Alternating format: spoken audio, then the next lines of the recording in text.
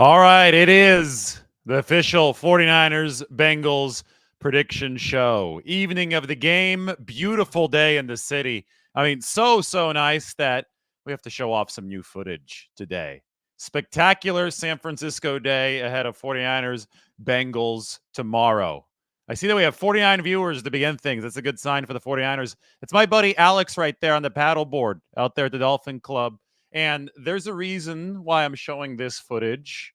And it's going to be to congratulate a friend over at the Dolphin Club for a nice accomplishment. But I know that those of you not in San Francisco, those of you who used to live here, used to visit here, or even those of you who are here, you want to see the city on a spectacular October days.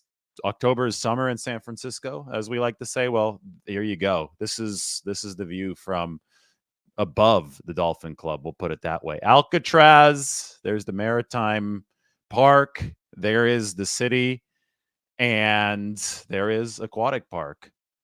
The stands in the bottom right. Good little spot. That's a stadium on the water. 49ers are going to be playing at Levi's tomorrow. So we're going to be, as we wait for the room to fill up, we're going to be previewing 49ers Bengals today. We're going to have our score prediction at the very end of this video. The score prediction I have as one that's going to tie in the 49ers Bengals history. Going to go over some final keys, talk about Brock Purdy against Joe Burrow, talk about Trey Hendrickson, and we're also going to congratulate Oliver at the Dolphin Club. Oliver is swimming down there. It's a little speck at the very bottom. Now, I was still learning how to operate this camera right now, but Oliver is breaking a record with every single stroke that he takes. The Dolphin Club's summer record, and you could do this from June until October 31st, Halloween, that's considered summer, was 443 miles of swimming over the summer, set by Kim Chambers, a legendary open water swimmer. Well, Oliver broke that record a couple weeks ago. And here's try to get some footage of him. Every single stroke that he takes is a new record. And he's trying to hit 500 miles before October 31st or Halloween. So congratulations to Oliver. I'll have a little bit better angle. I'm still learning how to man that camera. But, I mean, I also was trying to show you the city on just a spectacular day from the Dolphin Club. So Oliver setting, he's a San Francisco native, 49ers fan, by the way. That's him at the bottom of the screen, working his way back in the icy water toward the Dolphin Club. And I was in that icy water a little bit earlier today. That's where the prediction is going to come from. Anyway, here's what we need to talk about. Cincinnati has this highest screen pass success rate in the National Football League. Now, the reason that they have the highest screen pass success rate in the NFL is because they've been throwing a lot to their wide receivers. Trips formation, Jamar Chase, Tyler Boyd, Higgins is out there. All those guys have been lined up in bunch formations a lot of the time, and they've been able to sneak players like Jamar Chase out of those bunch formations, run the wide receiver screen game, because Joe Burrow hasn't been particularly healthy. Now, that might change because there's been a bye week for Cincinnati, and they're coming off of that bye week right now. But Burrow, to get over the fact that he wasn't able to really drive the ball downfield, was throwing shorter passes, and there was some deception involved for Cincinnati. And it's been working to this point to have the highest screen pass success rate in the NFL. So the 49ers are going to have to stop that. If they don't stop that, they're not going to stop the Cincinnati offense. You need to make Burrow prove that he can throw downfield, I think, in this football game. So combating screens is about want to. It's about desire. It's about fighting through blocks. It's about hustling.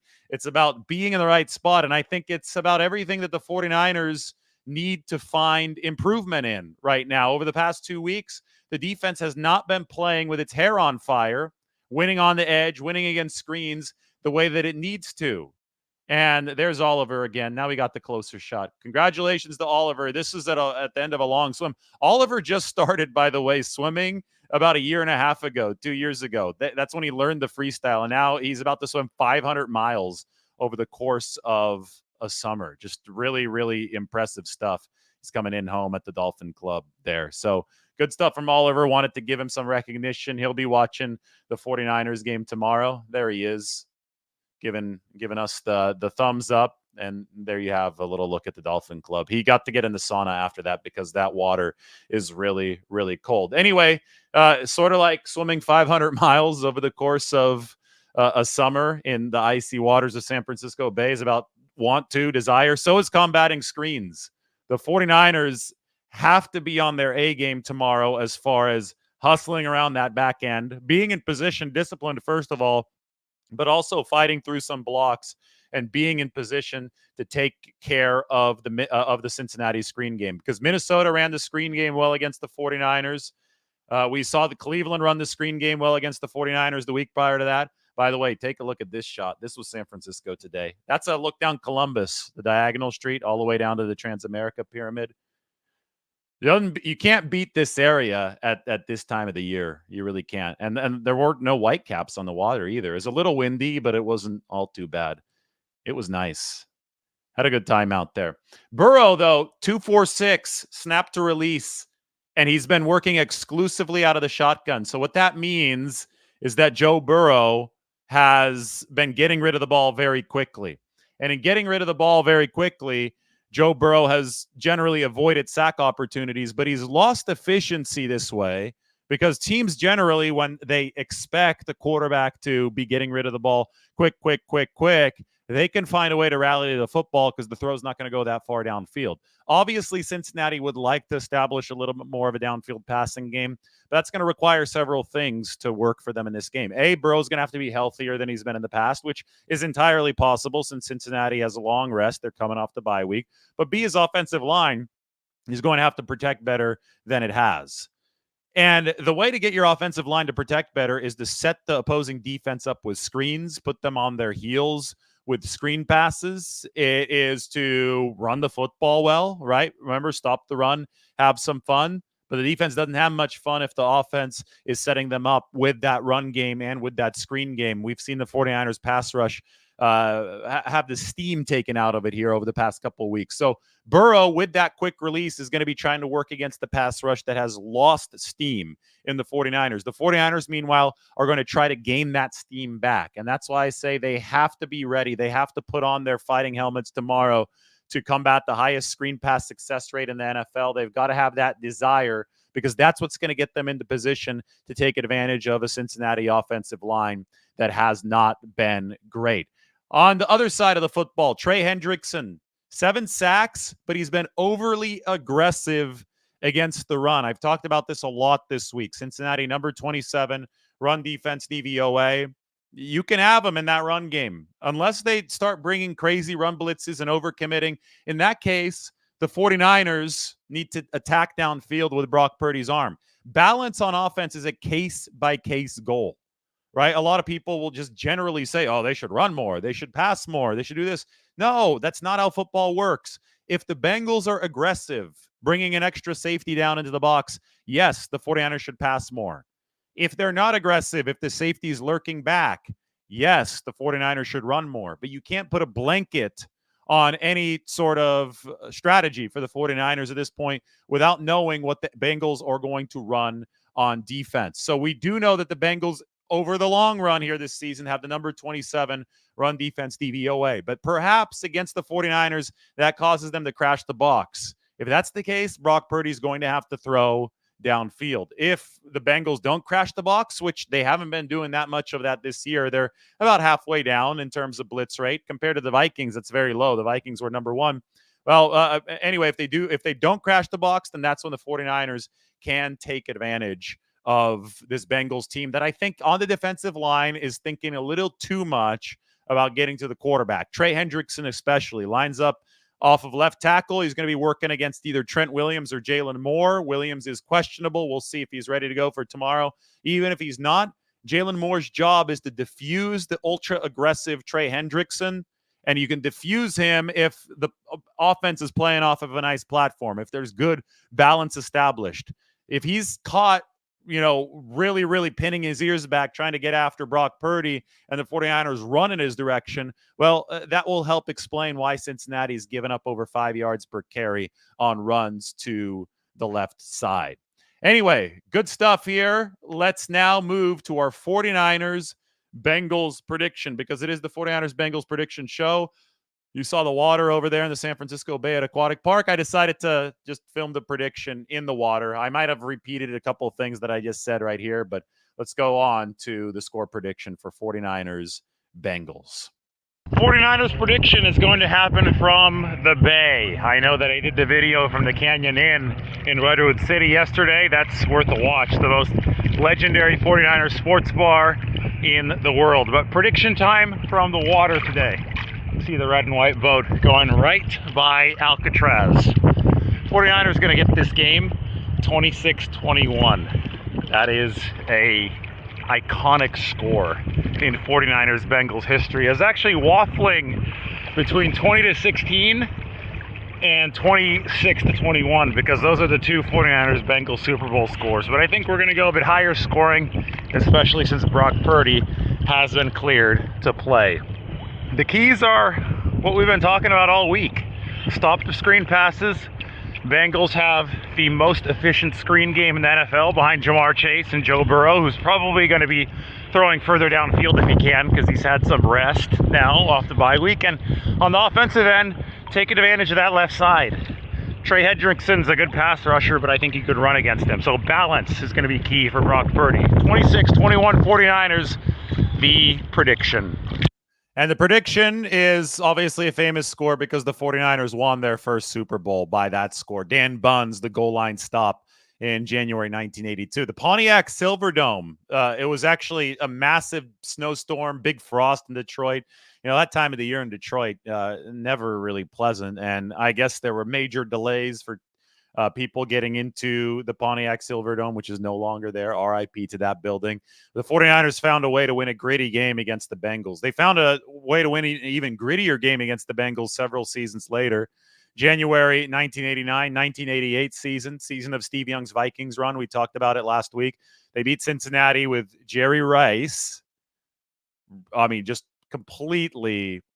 I mean, it was an offensive MVP award, right? Or MVP, a Super Bowl MVP award for Jerry Rice, completely destroying the Bengals. And then it was Joe Montana to John Taylor. Joe Montana, mind you, right here.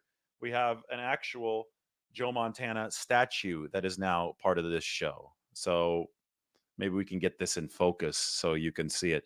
Joe Montana to John Taylor in January 1989. 49ers 20, Bengals 16. So I was thinking about, and you could see this thing is huge, right? This Joe Montana statue. It's heavy too, but I think it's a great little background addition to some of our shows. Margot was just saying, we were talking right before the show. She was saying we got to get this thing a ledge, especially in the Nashville studio. We got to get this the Joe Montana statue a ledge, and then maybe if somebody wants to send me a Jerry Rice statue, we can have it on the other side. But that's neither here nor there. Joe Montana threw the touchdown to John Taylor. 49ers win 20-16. That's the game where Joe Montana saw John Candy in the stands. The 49ers had to go 92 yards to win that game, trailing 16-13 at the end, right? Yeah, so the touchdown made it 20-16. They only needed the field goal. But the 49ers got the touchdown against the Cincinnati Bengals. And you look back at that game and that's where, the whole Joe Cool phenomenon had its epicenter. He had obviously already guided the 49ers to many other big victories and two Super Bowls prior to that. The first one, the 26-21 Super Bowl against the Bengals, and then the one at Stanford Stadium. That was against the Miami Dolphins, but it really, really got real once the 49ers won that third Super Bowl and Joe Montana drove the 49ers 92 yards. That one was played in Miami, same stadium that the 49ers won the Super Bowl against the Chargers, and the same stadium in which they lost the Super Bowl to the Kansas City Chiefs. But at the start of that 92-yard drive, Joe Montana, to diffuse tension, pointed out that he saw the actor John Candy in the crowd. He's like, hey, that's John Candy over there. And he said that in the huddle, and everybody was kind of, who is this guy? He's got 92 yards to go, backed up against his own end zone, not a lot of time left in the Super Bowl, and he's looking at celebrities and noticing celebrities in the crowd. But that's where the whole Joe Cool really the aura. That's where the aura was solidified of Joe Cool. And that's, after that, they made statues of him, little mini statues of him. And we have one of the statues here in the background of the show. So anyway, I was waffling between 20-16 and 26-21. I settled on 26-21 because I decided to take the higher scoring of the two 49ers Bengals Super Bowls. I think Burrow's healthier than he's been this season. He's had the bye week. And I think that the 49ers have Brock Purdy in this game, so that lends itself to potentially more points for the 49ers than the lower scoring game. Are they going to get back on their 30-point streak? I don't know. The Bengals don't have a great defense, but it's been better over their past couple of games because the offense has helped it out more. Again, if you can get the Bengals in a position where they have to defend the run, I think that you can have some fun. Other side of the ball, it's the same thing. Stop the run and have some fun. Well, if you're on offense, make the Bengals defend the run. That's where they've been bad. This is a key stat in the game. Number 27 run defense, DVOA. You should check out our work on The Athletic. It's up on the screen right here. The big news today, Brock Purdy cleared concussion protocol. He is expected to start against the Bengals. And then earlier in the week, I wrote about the 49ers defense and Steve Wilks and all the controversy about the blitz call that obviously wasn't any good at the end of the first half against the Minnesota Vikings. This picture is actually taken by Michael Zagaris, great 49ers photographer, inside the locker room right after that cover zero call. That's halftime in Minnesota. So there you have Steve Wilks. This article, which includes our predictions and includes Matt Barrow's prediction, is in the description of this video. So it's a good time for you to subscribe to The Athletic. All right, why don't we chop this game up from every single angle? I'm going to open up a 49ers Q&A on this beautiful Saturday night.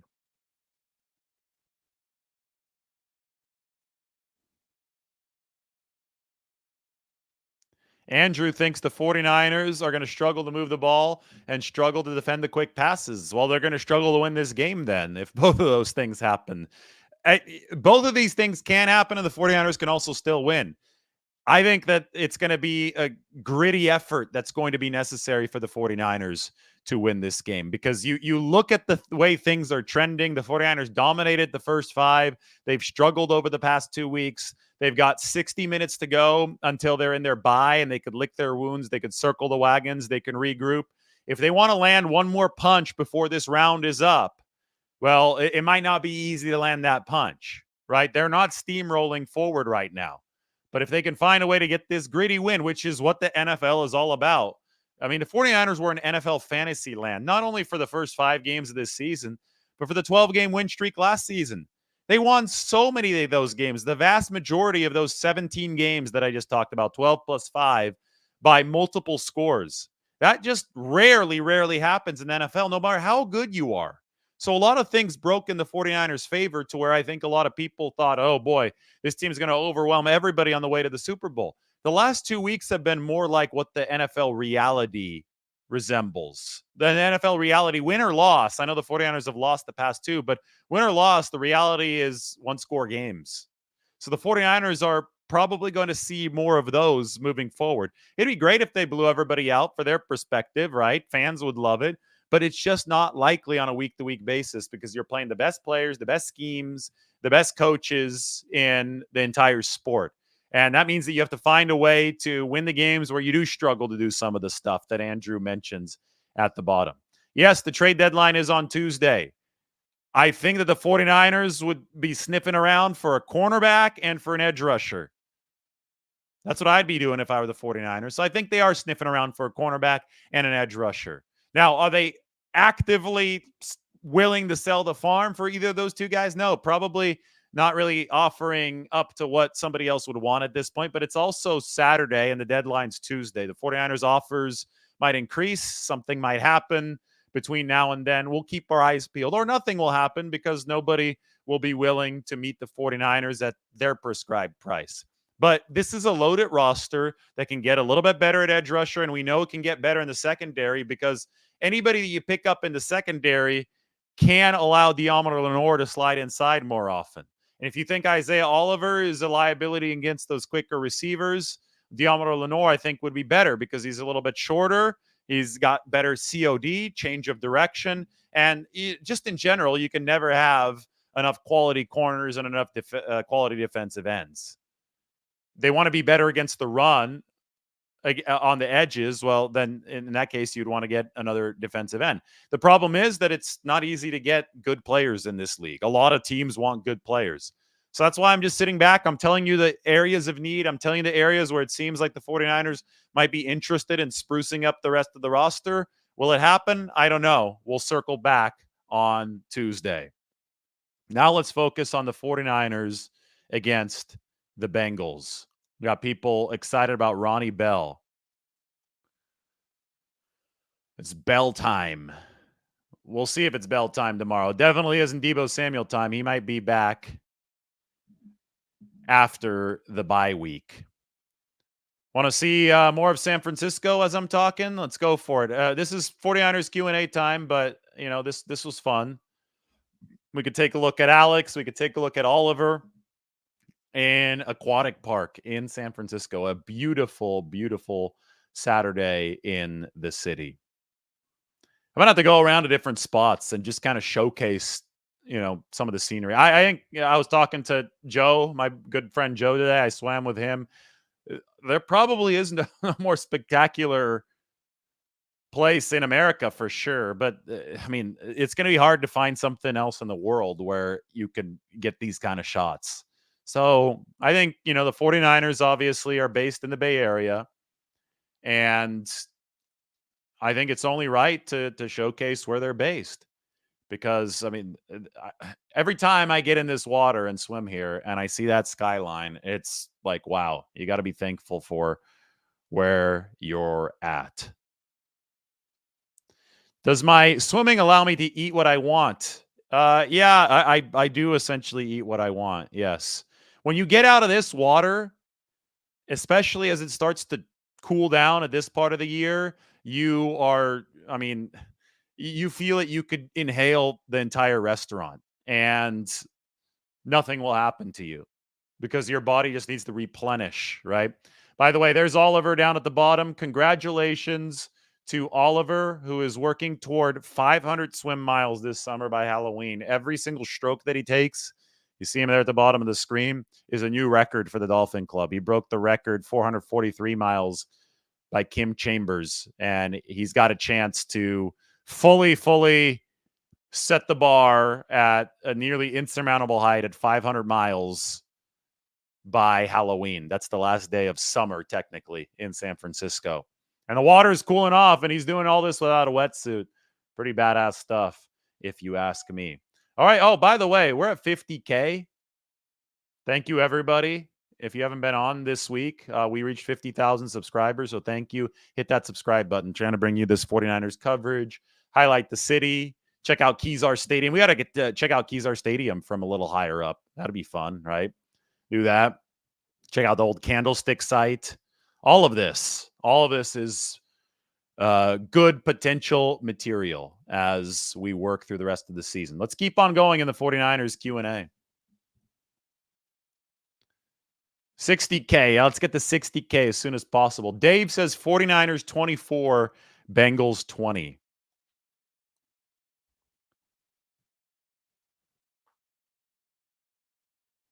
Does the fact that they didn't bring up another O-lineman from the practice squad indicate that Trent is playing? No, not necessarily. I think that they have other linemen on the roster, so they don't need to bring people up from the practice squad.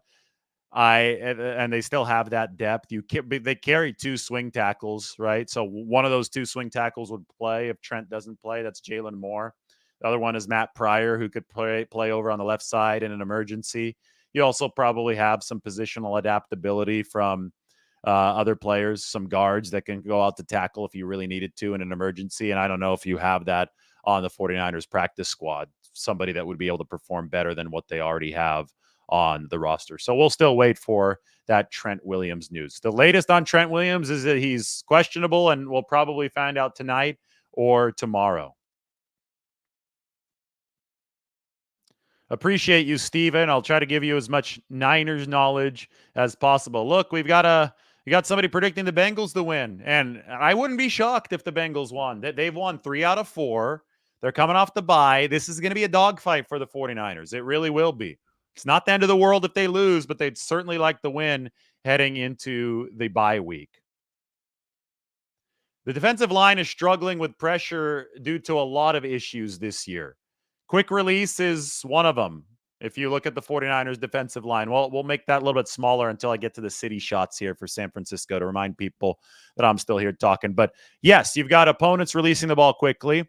The 49ers have struggled against the run, so that's set up inopportune down and distance. You want your pass rush to be on its toes when it's getting after the quarterback off the ball. And if they're thinking about stopping the run, if they're thinking about pour down and distance that they're in, because it's what, 2nd and 2, 3rd and 2, they might be a little bit on their heels because they can still get a run play to have to defend, right? And they're not fully committed to the pass rush. So a lot of that's happening. Combine that with a lot of max protect. It just hasn't been a good couple of weeks for the 49ers defense, right? Poor run defense in Cleveland, poor everything in Minnesota. They have to get back to their identity, which is stopping the run, stopping the screens, flying around, playing vertically, not playing horizontally. And then that's when the sacks are going to start rolling in.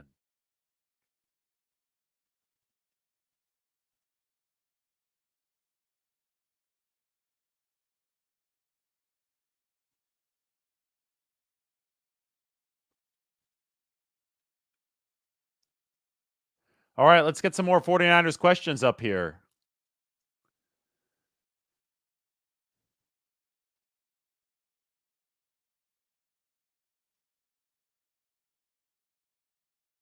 So you can't, right here, you can't let Warner call the plays from the field. There has to be a cohesion between the defensive coordinator who has the eyes in the sky and your captain on defense, who's Fred Warner.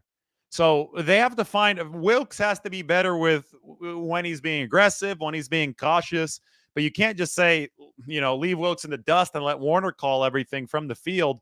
There's a reason that coaches have to exist, because in the mayhem of a football field, it's really hard to make all the right calls. I'm sure some of you have sat really close to the field. It's really entertaining. You see how quickly the game is moving, but you also don't see any of the schematics. So even when a defensive coordinator is down on the sideline, he's got eyes up in the sky helping him scheme the game. And if Fred Warner is trying to call the game, he's not going to have any of those benefits. So you can't just say, let Warner call the plays. The 49ers just need to refine their operation, which hasn't been great here over the past 2 weeks.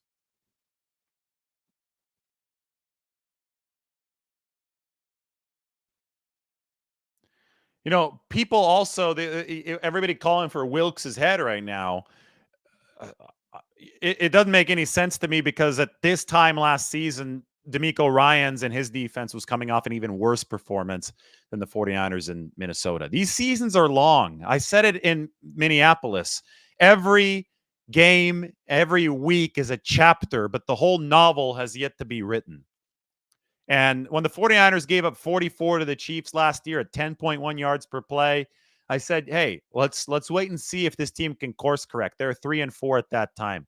The very next week, they went down to LA. They beat the Rams. Christian McCaffrey scored those touchdowns, throwing, receiving, and running. And they were off and running from that point. They won 12 straight games. So this is the point of the season where last year the 49ers turned it around and went on a surge, and they absolutely should get the benefit of the doubt right now, see if they can go on a similar type of surge.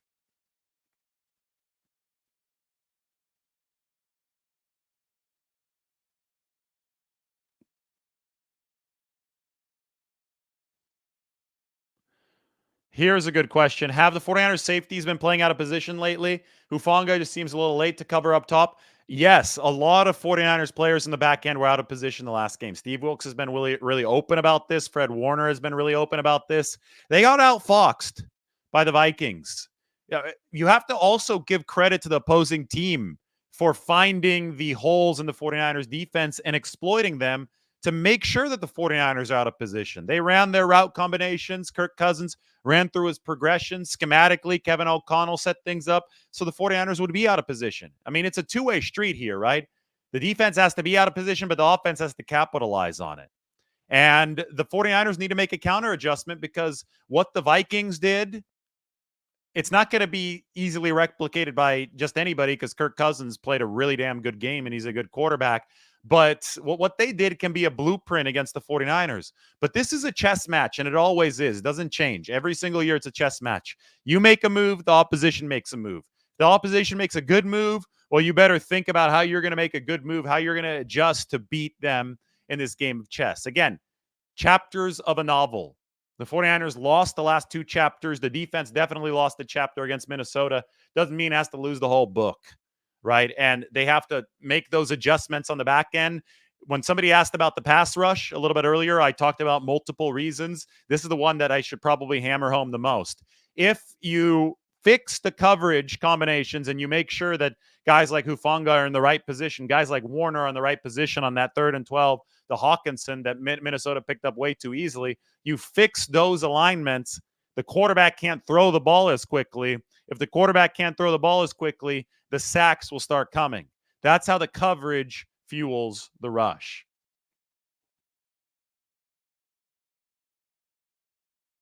That's awesome. You're watching on your 65-inch TV. This must look super cool on the big TV then, right? Like when you do something like this, these are just still shots. Yeah, let's go still shots right now. Golden Gate Bridge, that's the old municipal pier, Muni Pier, they call it. It's decaying, though, and I don't know if they have plans to remodel it. Probably really expensive, but you can't walk on it anymore, which is too bad. Used to be great views. This is really nice. That diagonal street that heads right into the Transamerica Pyramid, that is Columbus, goes right through North Beach, which is Little Italy in San Francisco. And there you have Alcatraz. It was a lot of fun.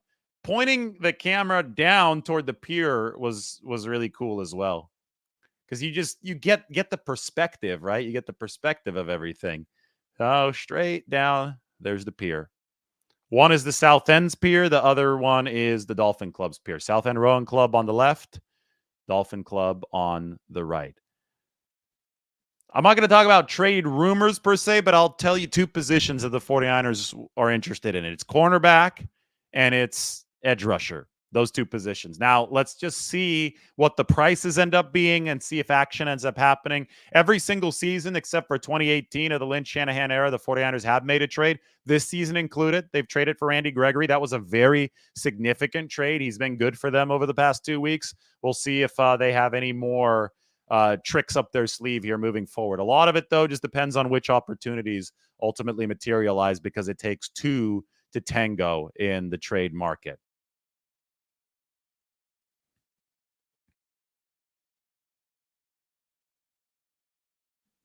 We'll see if the offensive line depth is okay. I think that Jalen Moore played well last week, so that was good for the 49ers, right?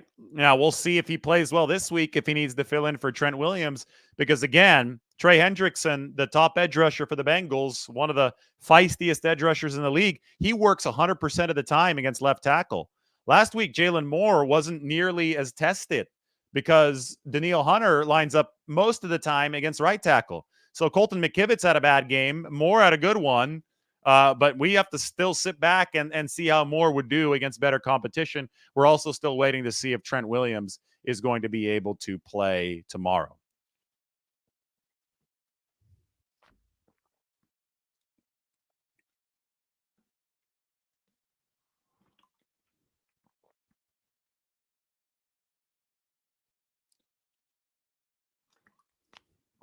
Ernie thinks the 49ers are going to really surprise people at the trade deadline. Well, I'm ready for anything. I'm not going to be surprised unless it's a complete splash acquisition. Covering the 49ers over the years, though, I've seen aggressive trades at the deadline. I've seen microtransactions at the deadline.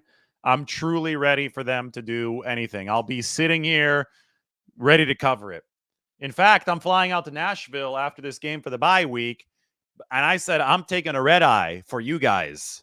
I'm taking a red eye so that way I'm not on a plane when they might trade for somebody. Now, they could trade for somebody at midnight, in which case, yeah, I will be on a plane, but you'll all be asleep anyway, unless some of you probably in Asia, Europe, you probably won't be asleep. But the point is, I changed my flight to a red eye. I hate taking red eyes because I want to be able to react to any potential news. And the two positions I would watch are edge rusher and cornerback.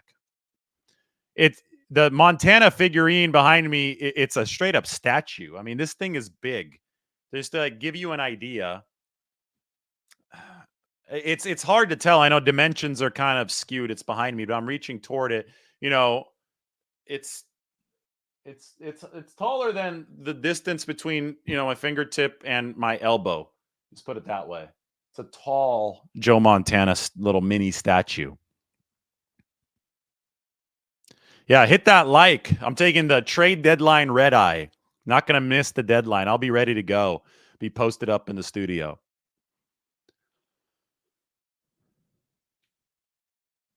It is going to be cold in Nashville next week, and it's really hot there right now. It's like 87 degrees. 87 degrees today. I think not now anymore, but by next week the temperature will really cool off. But it's good. I want some fall-like weather. Cooled off a bit in San Francisco, but it was just spectacularly sunny. I wouldn't mind a little fall-like weather. Sit down, buckle down, work on some post-trade deadline stuff, work on some bye week stuff for the 49ers.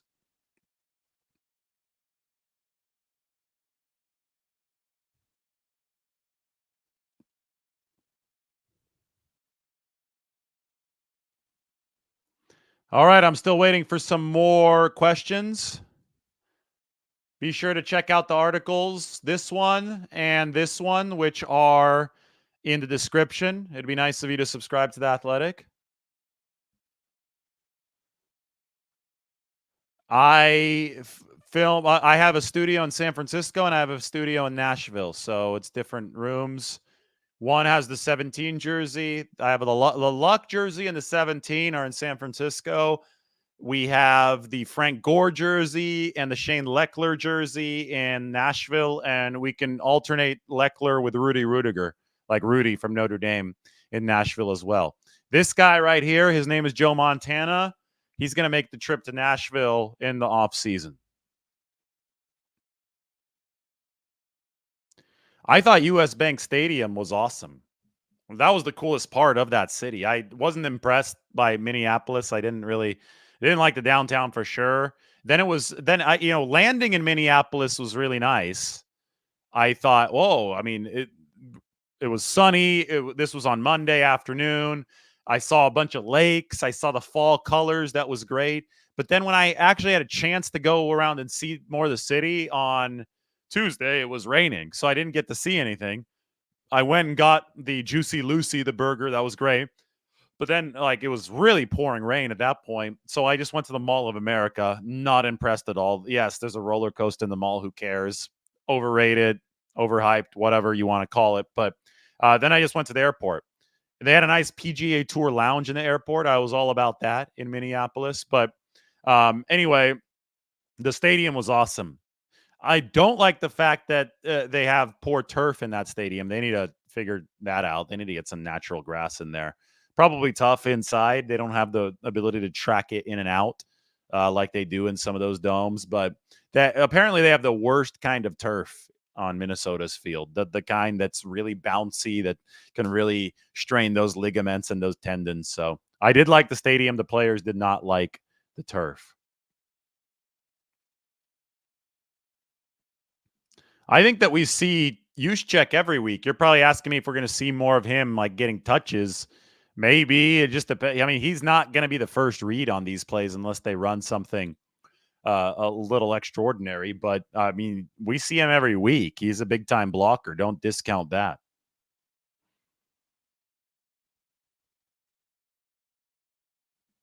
How much of Debo's absence do you think has affects some of the offensive struggles? I mean, especially against Cleveland, big time.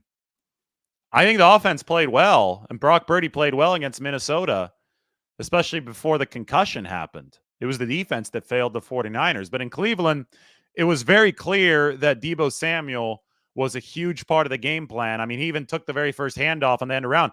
Cleveland was playing vertical defense, wide nine. They were attacking vertically. They're coming downhill. The 49ers wanted to stretch them to the sideline, right, with that end around little jet sweep to Debo Samuel. And the fact that it happened on the first play, I think, showcased how big of a part of the game plan he was. So when he exited shortly thereafter, it inevitably hurt the 49ers. I think they did fine against Minnesota because they game planned the whole week without Deebo Samuel. They weren't counting on him to be there. But against Cleveland, I think it definitely hurt the 49ers. Back to the Central Valley, maybe around Christmas, maybe a little bit after that. I know my parents are coming up here for Thanksgiving, so we'll see. It's a case by case kind of thing for me going back down to Visalia. Appreciate it. Thank you so much. Cheers. Cheers with this water, which I guess is bad luck according to the ancient Greeks, but we're not ancient Greeks, so we can drink the water.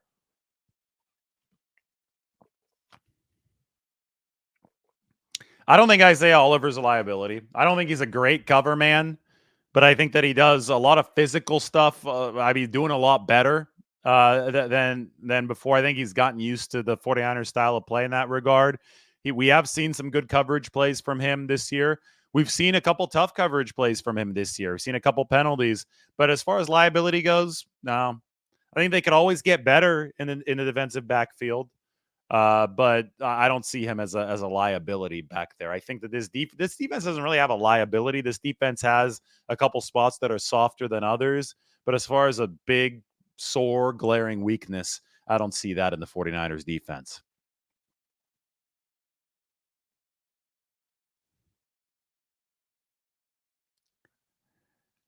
Giovanni wants Smoody to be good with the kicks on Sunday. Doesn't everybody? You like the shot down Columbus, huh?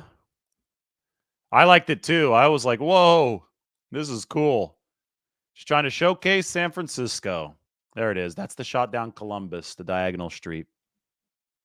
Fun stuff. I did the little spinorama here. See that when I swam to Alcatraz, I went out that opening. You see the little opening in the middle? We swim out the opening, and maybe the camera pans to the right one more time. I don't have control of it right now. Maybe it doesn't. Turn left, David. Turn left. More. Pan left. Damn it. Can't even get myself to do. Oh, there we go. Good. Found it. There. That's the shot that I wanted. That's the Alcatraz path. It's not that far. 1.7 miles or so. But I really wish we would have gotten this type of weather, these water conditions the day that we went, because we were going against a strong current. It did Alcatraz. We had to aim like toward the right here, and we got pushed back right into the opening. So tactically, we aimed elsewhere and let the current guide us. So it was a crescent-shaped kind of swim, looping around the right side of the screen, right into the opening at the bottom left. Yeah, a bunch of white sharks in between, but my friend Colton and I, we were two of the sharks. You could swim anywhere. We'll do Angel Island one of these days. Do Angel Island. You could do Point Bonita out across to the Bay Bridge or to Alcatraz. You could do Ocean Beach to the Bay Bridge that's under the Golden Gate Bridge. Just depends on how many sharks you want to be part of the swim. It depends on the water temperature. There's a lot of things, right? And also, are you willing to put in a 3-hour swim? We did Alcatraz in, I want to say 30 to 40 minutes, somewhere in between there. So that's going to be a lot quicker than going Ocean Beach all the way to the Bay Bridge. They should have built the 49ers Stadium on Treasure Island. That would have been cool. I agree with you, but I don't know if that would have been feasible. Bob likes the reports from different parts of San Francisco. We did a little bit of North Beach today, just a quick 8-minute video. Last week's was fun. Walking. I randomly ended up at Kezar Stadium. We'll do more and more. If the 49ers start winning here, stuff will blow up, right, in November and December, and we'll use that as an opportunity to showcase everything.